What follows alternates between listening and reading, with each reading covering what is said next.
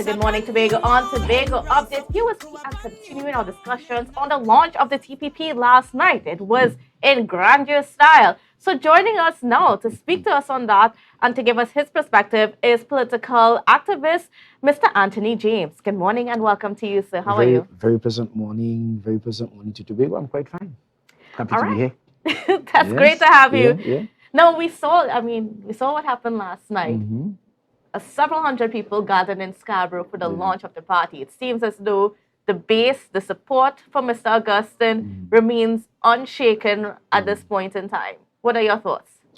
Well, I'm not sure the support has remained unshaken. I passed through just before the meeting ended. I saw many cars, which is normally the case in Tobago because everyone has a car. But the crowd wasn't all that big, as you said, several hundreds. It numbered in that would be those people who are beholden to hold on to jobs and all of that. And there's a hardcore anti-PNM support in Tobago that conceives anything political as being anti-PNM. And for that reason, they normally will would show up. So you had that there. But in terms of an unshaken support, I really couldn't make that conclusion because for that to have been the case, there had to be a lot more people there. And the meeting wasn't all that big in terms of crowd, people support. I didn't see that. All right. And then when it comes to the messaging, because there was a whole lot that was said on the platform yesterday. Let's talk about, the cause that we are at war, standing in defense of Tobago, interestingly enough. And, just those calls, the calls for freedom, the calls for let's kick up the gear towards getting autonomy for Tobago and so on. What are your thoughts on that? Well, that's the popular theme in Tobago, and it can be the only theme. So they are very well aware that that's the theme. That's the only thing that makes sense at this point in time. And as one speaker says, not 10 years, not 5 years, but we have to do it now. But the context of the offering is that that has to come from Trinidad, which is absolutely wrong. And that is why, so contrary to the mouth things, if we have to go by the evidence, the actions, this regime has done nothing where what they call autonomy. Autonomy is not the correct word in the context, but where that is concerned, they themselves have done nothing, and the House Assembly has not been utilized to carry that or to bring about that reality, to march towards that reality, towards making that a reality. There is not one sitting in the House that has been dedicated to that. So what you're seeing there is deception.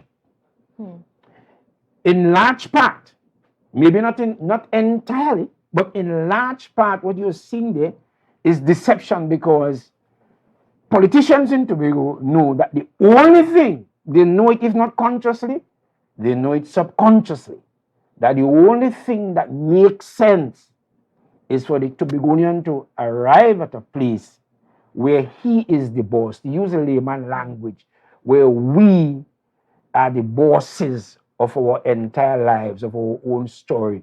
It is right in the eyes of man, and it is right in the sight of God. But the question is, they know how. They know that that is what's supposed to happen. Do they have the passion, the drive for that? The answer to that is a resounding no. Because the evidence, I'm talking about actions. I'm talking about the fruits. The fruits are not there. What you're having is lip service. Could you expand on that a little bit more? Of course, right? So you're having lip service because, as I said, people know politicians are smart. But wrapped up in all of that subconsciously, because you see, to understand the real meaning of life, you have to really go in deep into the subconscious and so on, and hear what is not said, understand what is not said. So what is really going on there? And for most politicians in the existing traditional parties in Tobago, because they have reached Their Waterloo, so to speak, they have reached their limit. They really can't go further. They don't know how to jump the other hurdle. So what is good? What came out there is really an eye on having a next term in office to enjoy the benefits of office. But while they go through and not having the ability to go to the other level, what you will have is, autonomy, we have to do this. The whole talk for over the years and so on, the gibberish and so on. The question is, I listened live from a very intelligent young man, and he's more sensitive and grounded more than most of the politicians in Tobago. His name is Desi Aline, and he goes on Facebook as Designate, and he made a live, and he was saying he went and researched the word autonomy and so on, giving you the root, and he was saying, you know, it's really self-action. It has to come from you. It can't come from somebody. You cannot come from me, and I cannot come from you. You have to self-actualize, and I have to self-actualize.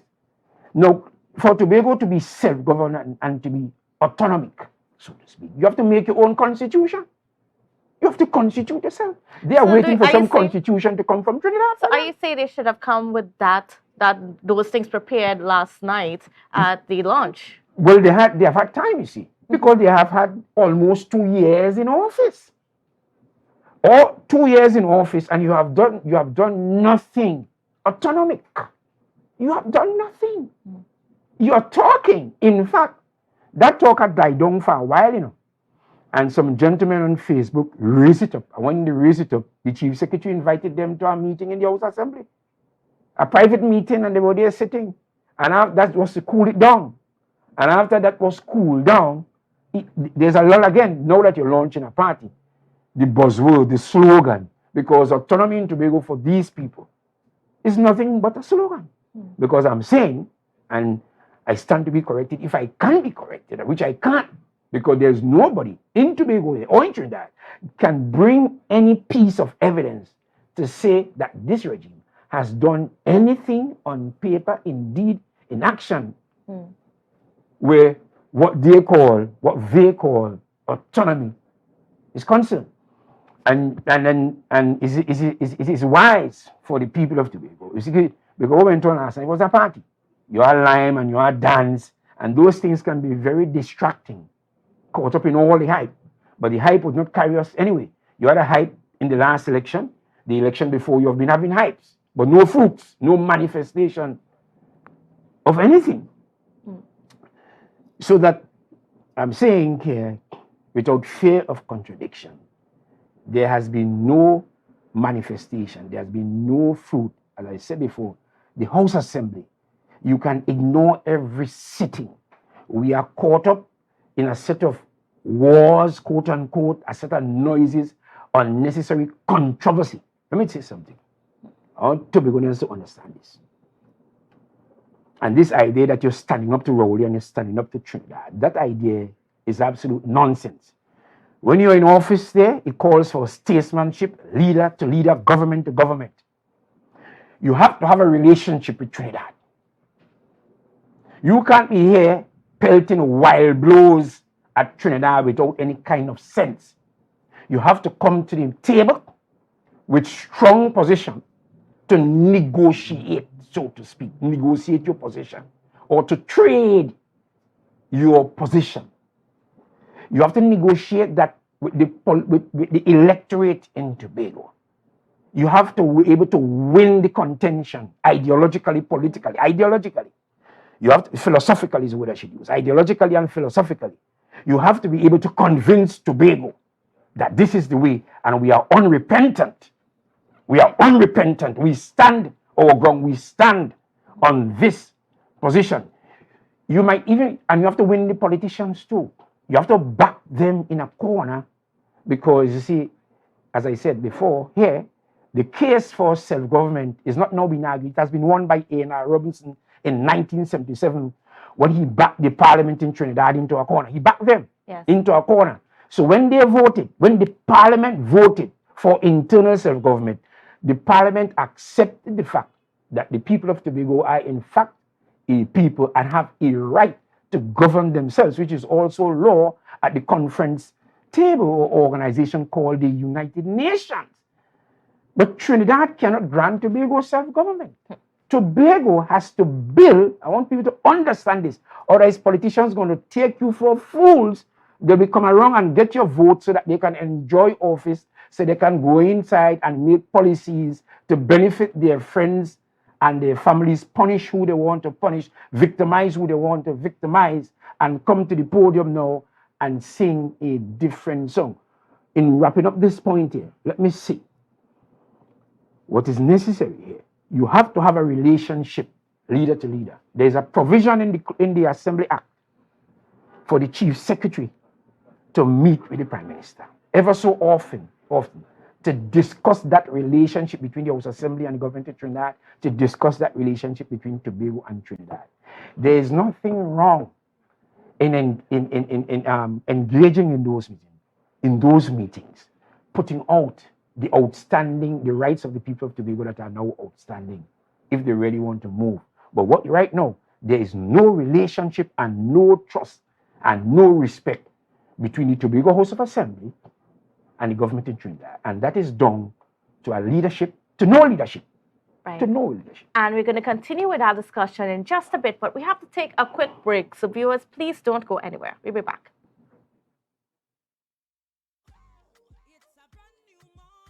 Let's go. It's a brand new morning. Welcome back to Good Morning Tobago on Tobago Updates. Viewers, we are continuing our conversations this morning with political activist Mr. Anthony James as we discuss the launch of the TPP party yesterday, the Tobago People's Party, the newest party on the block. So, Mr. James, getting into discussions a bit more, the Minority Leader, Kelvin Morris, pointed out yesterday following the launch that, he wrote the status saying, Farley and his band of jokers can no longer hide behind the veil of independence and claim that the THA Act does not recognize the political vehicle used to get into power. Farley and his minions are unconstitutional and undemocratic occupiers of office, and they must therefore call elections now. Your perspective? Well, the Minority Leader is absolutely correct. As I said, whilst you could have tolerated them being quote-unquote independent, it cannot be tolerated and should not be tolerated by the society, because nobody must be able to negotiate us into an immoral corner. The underpinning of life is morality. It's like when Robinson said, the Constitution is there in the preamble in section 9. Moral, no society can be sustained except on the basis of moral and spiritual values. And this is what is lacking and breaking down in our society. So we first of all must look for meaning and essence, not in letter of law, but really in spirit of law, because we are spirit really in a human body, in a physical body, right? And so that the coup has now been complete, or completed, if you like. And that's the coup on the PDP, you're saying? Well, it's a coup on the government of Tobago, but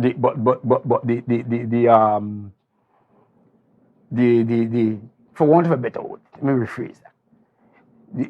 The elements involved are the PDP and now the TPP, because you see, the PDP negotiated a position with the people of Tobago, and the people of Tobago voted for that. And then now what we are having in government is a totally different regime, carrying a different name, have their own symbol and all of that. I mean, morality should really speak to them, that this is unconscionable. And we really should give the electorate who made all of this possible, all of this is because of the electorate, right?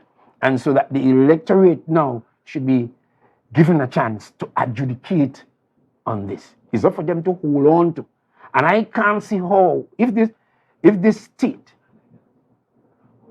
Trinidad and Tobago, the state, has any kind of decency remaining, then they must call election. There has to be call, or there have to be calls for elections. The people of Tobago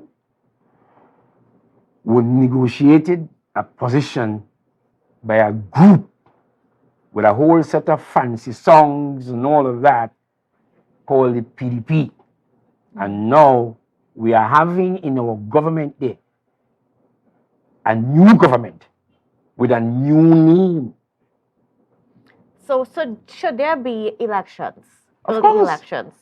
I can't see, I don't see us going past it for different reasons, right? Because you can't really trust the people who occupy office, because Trinidad and Tobago is a state that has plunged from the president to the prime minister to the chief secretary. Those offices are compromised and they are not law abiding and so on, and they don't adhere to some principles in government. The evidence is there from the office of the president, the office of the prime minister to the office of the chief secretary. All these institutions are heavily compromised, and so that they may not want to call election, and the president may not want to intervene, because all these people, all the prime ministership, the chief secretaryship, they are all accountable to the president. That part of the constitution doesn't work. It's like when Pandey Robinson told Pandey, "You're not reporting."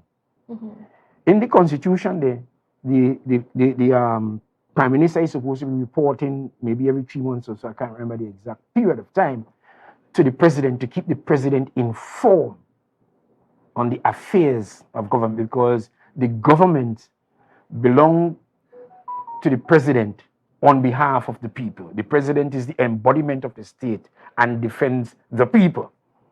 Even if that doesn't happen, the way how things are going, where every month or two you're having some kind of upheaval, I don't see we're passing this year without election in Tobago.